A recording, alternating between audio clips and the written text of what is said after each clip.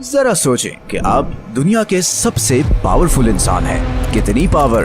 13 lakh army जवान, 5,889 nuclear missiles, 3,652 fighter jets और approximately 361 बैटलशिप्स और सबमरीन्स आपके एक ऑर्डर के मुंतजर हैं। दुनिया में वाकई ये पावर एक इंसान के पास पिछले 24 सालों से है, रशिया के Vladimir Putin. The most powerful man in the world. ऐसी क्या जिंदगी थी जिसने एक गरीब घर के लड़के को दुनिया का सबसे पावरफुल इंसान बना दिया?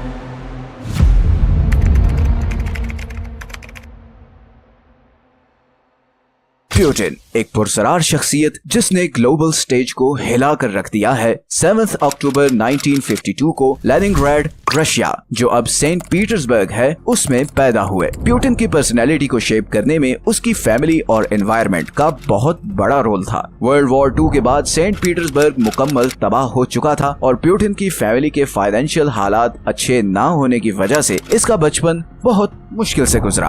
पुतिन का बाप सोवियत नेवी में सबमरीन ऑफिसर था और इसी वजह से पुतिन के अंदर सोवियत यूनियन से मोहब्बत बचपन से काफी ज्यादा थी। पुतिन की मां घर चलाने के लिए करीब ही एक फैक्ट्री में सारा दिन काम करती थी। पैसों की कमी के बावजूद इसकी मां ने हमेशा तालीम को सबसे ज्यादा इम्पोर्टेंस दी। माँ का पढ़ाई पर फोकस होने की वजह से पुतिन ने बचपन से ही तालीम में काफी इंटरेस्ट लिया, स्पेशली हिस्ट्री, पॉलिटिक्स और फिलॉसफी के सब्जेक्ट्स में। इसकी माँ को क्या मालूम था कि ये सब्जेक्ट्स पुतिन की जिंदगी में बहुत इम्पोर्टेंट रोल प्ले करेंगे। पुतिन का ये तालीमी सफर इसे 1970 में लेनिनग्राड स्टेट यूनिवर्सिटी ले गया, जहाँ से इसने 1975 में लॉ ग्रेजुएशन कंप्लीट की। पढ़ाई के साथ साथ पुतिन एक्स्ट्रा करिकुलर एक्टिविटीज में भी बहुत एक्टिव रहा, जैसे डिबेट्स और पॉलिटिकल डिस्कशंस, जिसने पुतिन की पॉलिटिकल मामलात में समझ बहुत गहरी कर दी। स्पोर्ट्स की बात करें तो पुतिन मार्शल आर्ट्स में ब्लैक बेल्ट है। मार्शल आर्ट्स की नेचर ऐसी है कि ये इंसान का डिसिप्लिन, कंट्रोल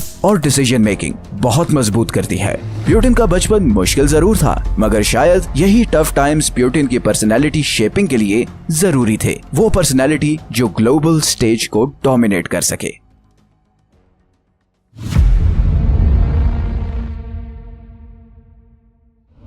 ग्रेजुएशन के फौरन बाद 1975 में पुतिन की लाइफ ने एक ड्रामेटिक टर्न लिया, जब इसकी एडवेंचर की ख्वाहिश और सोवियत से मोहब्बत इसे रशियन इंटेलिजेंस KGB में ले गई। इधर पुतिन को हर वो ट्रेनिंग दी गई जो एक अच्छा जासूस बनने के लिए जरूरी थी। इन ट्रेनिंग्स में से कुछ टॉप कोर्सेज थे: खुफिया ऑपरेशंस को कंडक्ट करना, कोड ब्रेकिंग और साइकोलॉजिकल मैनिपुलेशन। ट्रेनिंग कंप्लीट होने के बाद पुतिन को KGB के फर्स्ट चीफ डायरेक्टरेट में पोस्ट किया गया।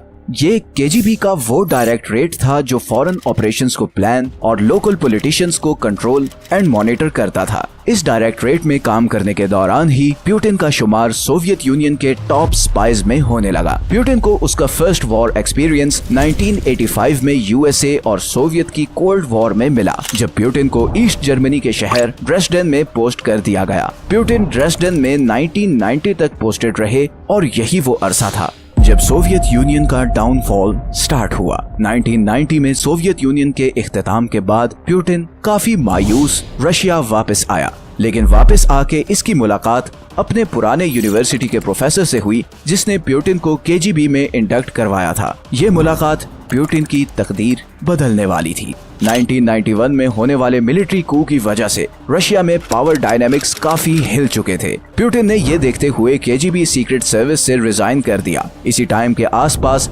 पुतिन के यूनिवर्सिटी प्रोफेसर ने भी रिजाइन किया और सेंट पीटर्सबर्ग के मेयर इलेक्शन का कैंडिडेट बन गया और ये इलेक्शन जीत भी गया। मेयर बनने के फौरन बाद प्रोफेसर ने अपने लॉयल स्टूडेंट पुतिन को सेंट पीटर्सबर्ग का डेप्यूटी मेयर अपॉइंट कर दिया। यहाँ से पुतिन की पावर ने ऐसी स्पीड पकड़ी जो आज तक नहीं रुक सकी।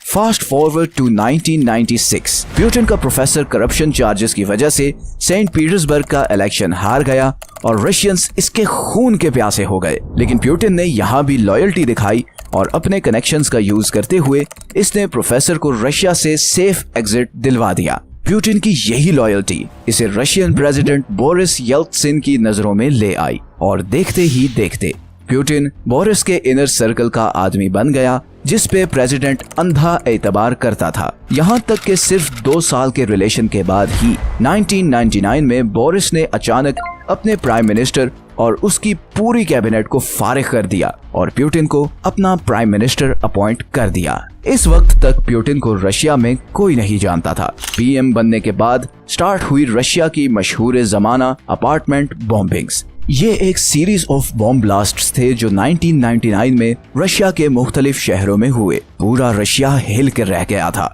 इसी दौरान पुतिन ने पब्लिक बयान देना स्टार्ट कर दिए कि रशियन फोर्सेस इन बॉम्बिंग्स का बदला जरूर लेगी। इस स्टांस के बाद पूरा रशिया उस पुतिन के पीछे जिसे कोई नहीं जानता था यकजुबान होके खड़ा हो गया। पुतिन ने सिर्फ धमकी ही नहीं दी बल्कि पुतिन के ऑर्डर्स पे चेचनिया के शहर ग्रोजनी पे इतनी एयर स्ट्राइक्स की गई कि कुछ दिनों में पूरा शहर खंडर बन गया और रशिया एक दफा फिर चेचनिया पे काबिज हो गया। ये पुतिन की पहली जंगी कामयाबी थी। इसके फौरन बाद 31 दिसंबर 1999 को प्रेसिडेंट बोरिस येल्त्सिन रिजाइन कर गए और नेक्स्ट प्रेसिडेंशियल इलेक्शन पुतिन जीत गया। 2000 से 2008 पुतिन ने ग्लोबल स्टेज पे कुछ ज्यादा शोर नहीं मचाया, लेकिन 2008 के बाद पुतिन दुनिया के साथ एक जंगी सफर पर निकल पड़ा। 2008 में जॉर्जिया के साथ जंग, 2012 सीरिया वॉर, बशार उल असद को यूएसए और नेटो के खिलाफ बैक करना, 2014 में क्राइमिया की जंग जिसे जीत के क्राइमिया को रशिया का पार्ट बना लिया गया और लेटेस्ट 2022 में